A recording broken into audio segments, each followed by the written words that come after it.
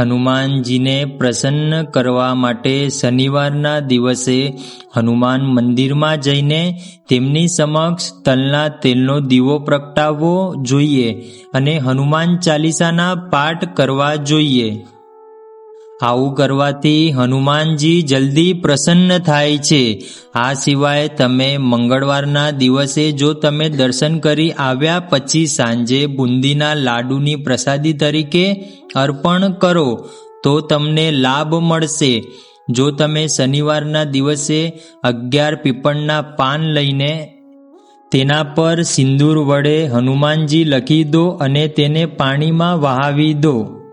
શનિવાર અને મંગળવાર હનુમાનજીને પ્રિય છે. એમાંય શનિવાર હનુમાનજીની પૂજા અર્ચનાનું વિશેષ મહત્વ છે. આ દિવસે હનુમાનજી સાથે વિશેષ સંબંધ ધરાવે છે. જો તમે હનુમાનજી સાથે શનિવારે રામજી મંદિર દર્શન કરવા જાઓ છો તો હનુમાનજી જલ્દી પ્રસન્ન થાય છે. જો તમે શનિવારે હનુમાનજીને સિંદૂર અર્પણ કરો છો તો તમારી સઘળીએ મનોકામના પૂર્ણ થશે. જો કે તમારે સિંદૂર ચડાવતી વખતે શ્રી રામ અને સીતા માતાનો જાપ કરવો જોઈએ.